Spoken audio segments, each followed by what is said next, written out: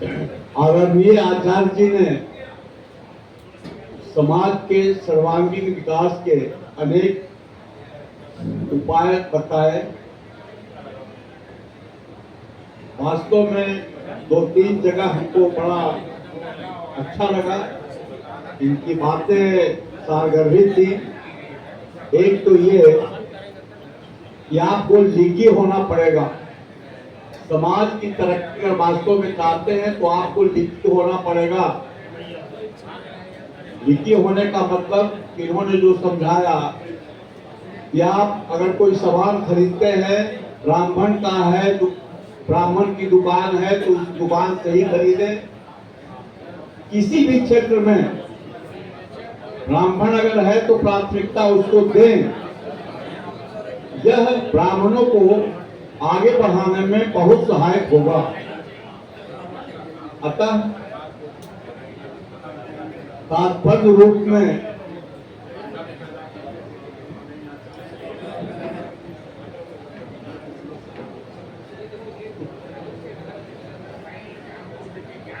अब मैं कार्यक्रम को आगे बढ़ाते हुए अपने माननीय अतिथि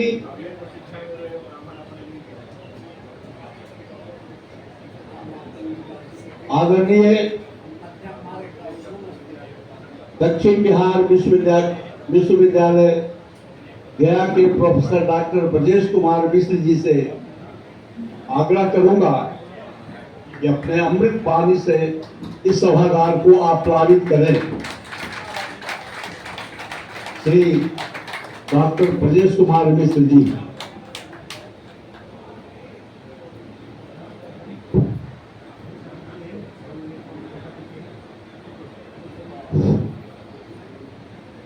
धन्यवाद। Doctor D K. पाठक,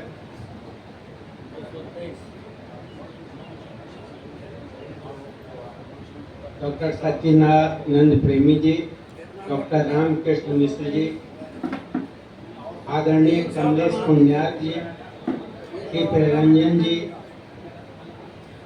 संज्ञा समिति के उपाध्यक्ष ब्रजनंदन पाठक जी, सचिव श्री गोपाल मिश्र जी, आदरणीय श्री भैरव पाठक जी, सभा में उपस्थित देवियों और सज्जनों। संज्ञा समिति की स्थापना 45 वर्ष पूर्व हुई थी और संज्ञा समिति की सभाएं नियमित रूप से होती रही हैं। लेकिन ये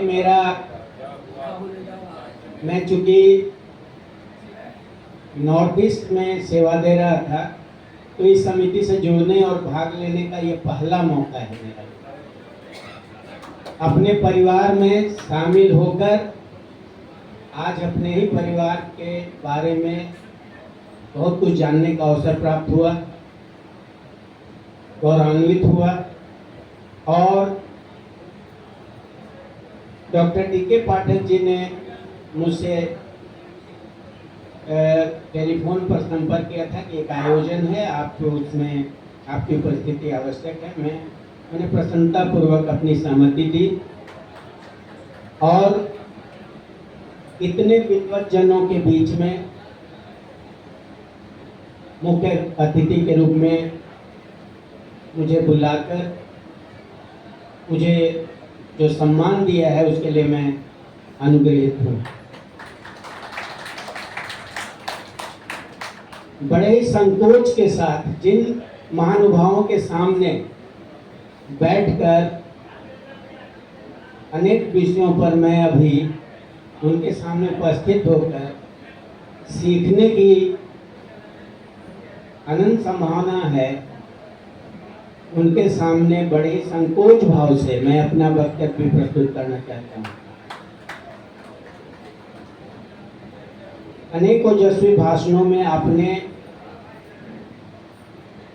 आज के विषय वस्तु पर जो है सामाजिक एकता, जो हमारे समाज में जो एकता की अपेक्षा है, ये विषय था। ये विषय मुझे पूर्व में मालूम नहीं था, फिर भी एक बड़ा ही सामूहिक चिंतन का यह विषय है।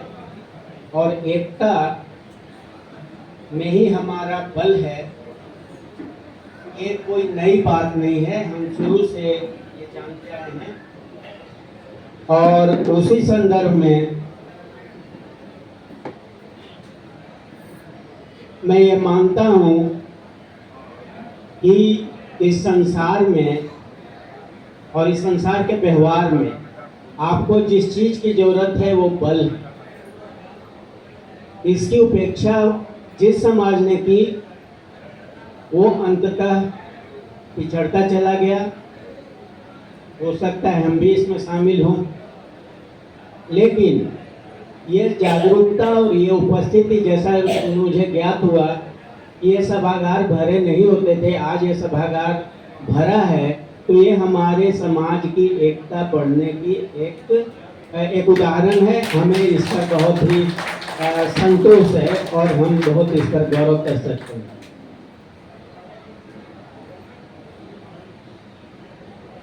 अगर हम पुराने समय में जाएं और जब इस शाक्तिप्रिय समाज का आगमन इस देश में हुआ,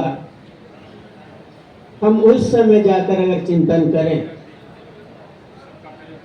तो बड़ा ही स्पष्ट है कि हम जिस पथ पर चलकर आए थे और जिस पथ पर चलकर हमने अपनी समाज में अपनी प्रतिष्ठा बनाई थी, वो कहाँ कोई कमी रह गई या कहाँ क्या मजबूती, हमारी मूलभूत मजबूती है जिससे हम आज भी हमारी उपस्थिति इस समाज में है, जबकि हजार वर्षों की गुलामी इस देश ने झेली है। बहुत सारी परंपराएं टूट गई, लेकिन एक ब्राह्मण समाज और शाक्तिप्रिय समाज की मूल परंपरा और उसकी धारा अनवरत बहती रही और किसी भी शक्ति ने उसको दबाने की क्षमता नहीं रही। तो कुछ न कुछ तो एक आधारभूत शक्ति है हमारे में, तो ये शक्ति हमें विश्वास भी देता है। लेकिन जो गौरव प्रतिष्ठा थी, जहाँ कृष्ण आपको आमंत्रित करते हैं, आज हम अपने ही समाज में बहुत जगह आमंत्रित नहीं। हमारी जरूरत इतने ऐश्वर्यपूर्ण व्यक्तियों के लिए था, आज हम उस ऐश्वर्य के सामने हमारी कोई उपस्थिति नहीं है, ये अनुभव करते हैं। तो ये विचारणीय प्रश्न है। सत्य से नजर चुरा के हम अपना कोई भी विकास का कार्यक्रम नहीं पूरा कर सकते हैं। तो वो था बल, वो बल था हमारा। जब हम आए थे इस देश में तो हमारा बल था तपोबल, हमारा बल था ज्ञान बल, बुद्धि बल, तपोबल, आत्मविश्वास। नहीं तो इतने यहाँ की उपस्थित जो अन्य ब्राह्मण जातियां उपस्थित थी, जिनका वर्चस्व था भारतीय ज्ञान परंपरा में और तंत्र मंत्र और आयुर्वेद आदि में, बावजूद बाहर से आके एक समाज में आकर समाज ने अपना स्थान बनाया, कितना विरोध रहा होगा, कितनी चुनौतियां मिली होंगी, लेकिन इस समाज ने इनकी योग्यता और काबिलियत के कारण इनको स्वीकार किया और इन्होंने अपनी उपस्थिति दर्ज कराई और आज हम एक सकल समाज के बीच उपस्थित। तो हमारी मूल धारा शक्ति से पर आधारित थी और आज अगर कोई कमी है तो उसी शक्ति के पुनर्जागरण किया।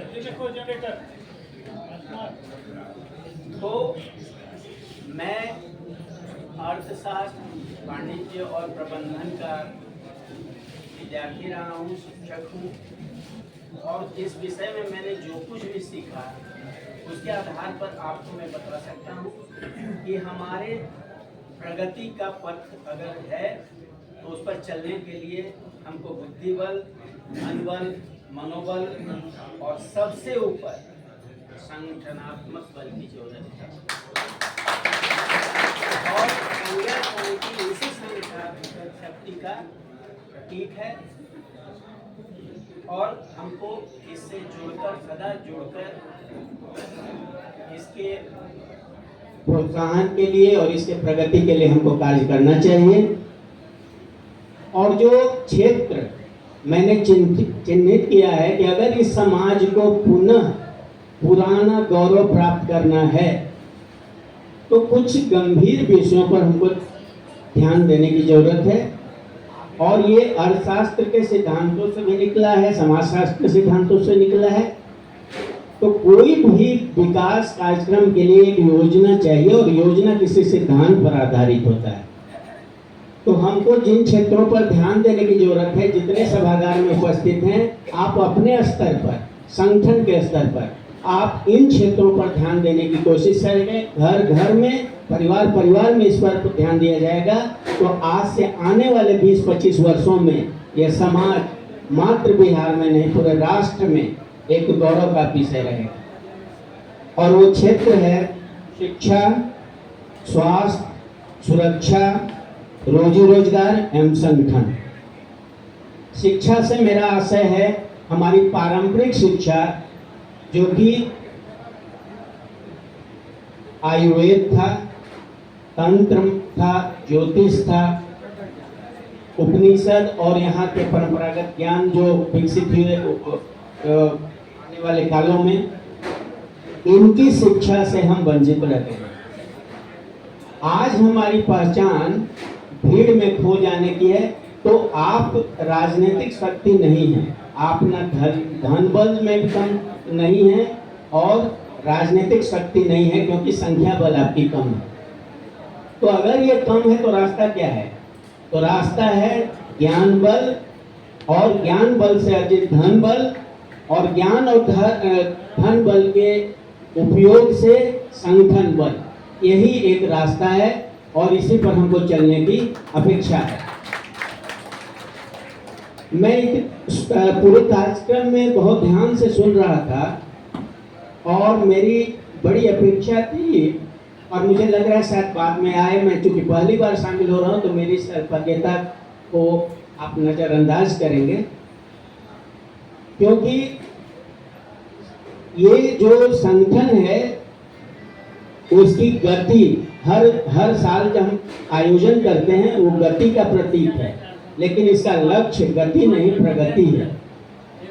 और प्रगति का मतलब है कि आज तक जो मैंने प्राप्त किया उसका लेखा जोखा प्रस्तुत किया जाए, और इस चर्चा के बाद आगे की क्या योजना है, क्या प्रस्तावना है, ये निश्चय किया जाए, जो कि अगले कार्यक्रम में उसको पुनः उस पर चिंतन किया जाए। तब शायद हम इस गति से प्रगति की ओर प्रवेश करेंगे। तो ये मेरा आग्रह रहेगा कि हम कम से कम, अगर होता है बहुत अच्छा है, अगर नहीं है तो इसी आयोजन से, इस आयोजन का प्रस्तावना हम स्वीकार करें, सभी सदस्यों में उसको वितरित करें बाद में, और सबसे पहले प्रेस नोट के रूप में ये हमारे अखबारों में आना चाहिए। क्यों? क्योंकि इससे पहचान बनती है, ये समाज जाग रहा है, इसकी जानकारी लोगों को पहुंचती है।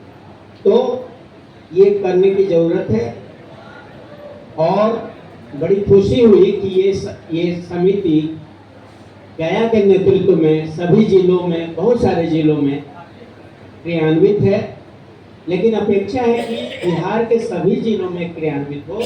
और मैं पुनरावृत्ति ही कर रहा हूँ, लेकिन इस पुनरावृत्ति में मेरी प्रस्तावना है कि हमारे पास जिलावार संगठनकर्ताओं की नियुक्ति होनी चाहिए। जिलावार, एक ही व्यक्ति क्यों ना हो, हम यहाँ से शुरू करें। और सबसे बड़ी जरूरत है आपको, जब आप कहीं चल रहे हैं तो चलने के लिए आपको सबसे ज़्यादा जरूरी है शारीरिक बल, बौद्धिक बल की तो जरूरत है ही, लेकिन आंखों की जरूरत होती है। और आज के युग का जो आंख कान है वो है सांख्यिकी, जिसको आप डेटा बोलते हैं, डेटा साइंस हम आज बोल रहे हैं, सांख्यिकी स्टैटिस्टिक्स विषय के रूप में इसको पढ़ाया जाता है। जब तक हमारे पास आंकलन नहीं है कि हमारे समाज में शिक्षा की क्या स्थिति है, हमारे समाज में महिलाओं और उनके स्वास्थ्य की क्या स्थिति है, आम लोगों में स्वास्थ्य की क्या स्थिति है, हमारे आमदनी के स्रोत क्या है मुख्य, और हम किस स्तर में हमारे आमदनी का स्तर है, और हमारी शिक्षा और डिग्री कितनी है। तो पूरे समाज के लिए अगर एक सांख्यिकी ना हो तो आप बहुत सही नीतियों का निर्माण कभी नहीं कर पाएंगे। तो सांख्यिकी हमारी पहली जरूरत है। जब हम जानेंगे खुद को, तब हम पहचानेंगे खुद को, और तब आगे क्या करने की अपेक्षा है ये संभव होगा। और उसके लिए हो सकता है पुनरावृत्ति हो, लेकिन मैं प्रस्तावित करता हूं कि जिलावार संगठन और संगठनकर्ताओं की नियुक्ति हो सर्वसम्मति से, और जो मुख्य समितियां होनी चाहिए जैसा कि मैंने आपको बताया पहले, वो है सबसे पहले शिक्षा समिति, स्वास्थ्य समिति, सुरक्षा एवं कानूनी सलाह समिति, रोजगार समिति, संगठनात्मक शक्ति एवं सेवा समिति, वित्त एवं अंकेक्षण समिति। आप अगर 1 रुपया भी समाज का उपयोग करते हैं तो जवाबदेही पूर्ण उसकी उपयोगिता होनी चाहिए, और जिनसे हम प्राप्त करते हैं वित्त संगठन चलाने के लिए, उनको अगले अधिवेशन में 1-1 पैसे का हिसाब देना चाहिए, तब विश्वसनीयता बढ़ती है। सामाजिक एवं राजनीतिक समन्वय समिति, और सबसे महत्वपूर्ण जनसंपर्क समिति। और जनसंपर्क समिति का नाम लेते हुए मैं बहुत कम लोगों से मिलता हूँ, ये मेरी कमजोरी है, लेकिन जो लोग इसमें बड़े सक्षम हैं, 2 लोगों का नाम तो मैं जानता हूँ। Doctor D K. पाठक जी के अलावा एक तो बड़े ही समर्थवान संगठनकर्ता हैं, और इनको शिक्षा उद्यमी मैं बोलता हूँ। लेकिन इसके अलावा प्रेमी जी और हमारे ही परिवार से देवेंद्र पाठक जी, इनकी अद्भुत क्षमता है जनसंपर्क की। इनका प्रयोग, इनकी सहायता से, इनके बताए रास्ते पर हम हर जिले में जनसंपर्क, और जनसंपर्क का मेरा ये नहीं होता है कि जाके प्रेस नोट लिखें और एक इंटरव्यू दें, नहीं। मैं भी जनसंपर्क प्रतिनिधि हूँ अपने विश्वविद्यालय में। मेरे विश्वविद्यालय से मेरे समाज के हित में अगर एक भी बात आती है और मैं आप तक पहुंचाता हूं, इसकी जरूरत है। और जो बहुत ताकतवर समाज है, उनकी सबसे बड़ी ताकत मैंने बहुत नजदीक से देखी है, वो शासन, प्रशासन और संगठन जितने तरह के इस देश में है, उसमें हर जगह इनकी उपस्थिति है, और ये सूचना देते हैं, और ये वहाँ आपका एक छवि का निर्माण करते हैं, और लोगों का काम होता है। हमारा जनसंपर्क आपस में ही कमजोर है, तो अन्य स्तरों पर तो कितना कमजोर है, इसकी कल्पना आप कर सकते हैं। हम सभी अपने अपने जहां हम, अगर ईश्वर ने हम लोग को योग्यता दी, हम किसी संस्थान में किसी पद पर हैं, तो हम अपने समाज के जनसंपर्क पदाधिकारी हैं। इस भावना से हम काम करें, लेकिन एक प्रोफेशनल जनसंपर्क भी हो जो हमेशा जोड़े, हमारे समाज को अन्य समाज से जोड़े, और जहां भी जो अवसर है उसका परिचित कराए और हम उसका लाभ उठाएं। अंततः संगठन तभी बचेगा जब संगठन के सदस्यों को लगेगा कि संगठन में होने से मुझे फायदा है। बिना फायदे का आपस के भाई नहीं जुड़ के रह सकते हैं, इतना बड़ा संगठन क्या रहेगा। तो संगठन को अपनी उपयोगिता साबित करनी होगी। इसलिए हम जहां भी हों, जिस शहर में हों, हम तो ऐसे संगठन की कल्पना कर रहे हैं जो कि वक्त लगेगा कि अगर मैं मुजफ्फरपुर उतरूं ट्रेन से रात 12 बजे, तो इसी संज्ञा समिति का कोई सदस्य मेरे को स्वागत करने के लिए वहां उपस्थित हो, मैं वहां अपने आप को अकेला न समझूं। इस तरह का समन्वय, इस तरह का अपनापन, इस दिशा में हमको जाना है। लेकिन जैसा इन्होंने कहा कि एक उदाहरण दिया था इन्होंने कि हम सब एक दूसरे की टांग खींचने में विश्वास करते हैं, शायद ऐसा हो, लेकिन जिस तरीके से मेरी बातों को आप ध्यानपूर्वक सुन रहे हैं और उससे प्रेरित हो रहे हैं, मुझे नहीं लग रहा है कि हम शायद उस पौराणिक काल से बाहर आ चुके हैं। और हम अब एकता के सूत्र में बंध चुके हैं और ये अच्छा है। और एक बात और मैं कहना चाहता था, पाठक जी ने आमंत्रित किया, इसका धन्यवाद है। और 1 बजे इन्होंने आयोजन किया था और इस मई में तपती भूमि में तपते 1 बजे मतलब सबसे ज़्यादा प्रखर है सूर्य। मैं बहुत इस पर चिंतित भी था और सोच रहा था कि क्या है। तो मेरी समस्या तो इन्होंने खत्म कर दी, अपनी ऐसी कार भेजा, उसमें मुझे बुला के लाया, तो ये तो मेरा ठीक हो गया। लेकिन मुझे लगा कि नहीं, इसके पीछे किसी विद्वान व्यक्ति का जरूर इनको सह रहा है कि देखिए, आप संज्ञा समिति का आयोजन है, शाकदीपी आ रहे हैं जो सूर्य साधक जैसा है बोलते हैं, तो सूर्य को के सामने सूर्य को कोई खतरा नहीं है, कोई तकलीफ नहीं है और हम आराम से इस आयोजन में आएंगे।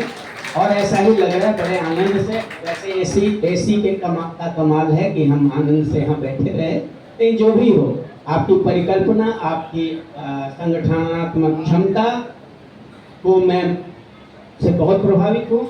और बड़ा दुख लगता है कि मैं जिस विश्वविद्यालय में आया और जिस विभाग में मैं अध्यक्ष हूँ, ये तीसरी बार मैं अध्यक्ष बना हूँ, और किसी भी बैच में 1-2, कभी कभी तो बैच में नहीं है, 1-2 भी बच्चा शाकदीपी समाज से नहीं आता है जिसको मैं अपना निजी कुछ प्रेम दे सकूं, निजी प्रोत्साहन दे सकूं। ये बड़ा दुख का विषय है और ये बताता है कि हम कितना भी आगे बढ़ गए, अभी शिक्षा की उपेक्षा हो रही है। अब बिहार राज्य के सबसे श्रेष्ठ विश्वविद्यालय में किसी हर विभाग में जाएंगे, शिक्षक 3-4 हैं हम, और विद्यार्थी कभी कभी किसी विभाग में आते हैं। तो कहीं ना कहीं सोचे, ये बहुत गंभीर चिंतन का विषय है, शिक्षा क्यों उपेक्षित है। सीईटी के एग्जाम से आते हैं सारे बच्चे, और जो बच्चे आते हैं जिनको मैं पढ़ा रहा हूँ, मैं खुद बता रहा हूँ, वो इतने प्रतिभाशाली नहीं है। हमको मध्यम क्रम के बच्चे मिल रहे हैं, लेकिन हम सर्वोत्तम उनको बनाने की कोशिश कर रहे हैं। लेकिन जब मैं खोजता हूँ तो कभी कभार, पिछले साल मास कम्युनिकेशन में एक लड़की मेरे ही परिवार और हित से आई थी, जो भी बन पड़ा मेरा, मैंने पूरी सहायता उसकी की। उनके गार्जियन को मैंने बोल दिया, आप चिंता छोड़ दें, मैं यहाँ कर दिया। तो ये करने का तो अवसर मिले।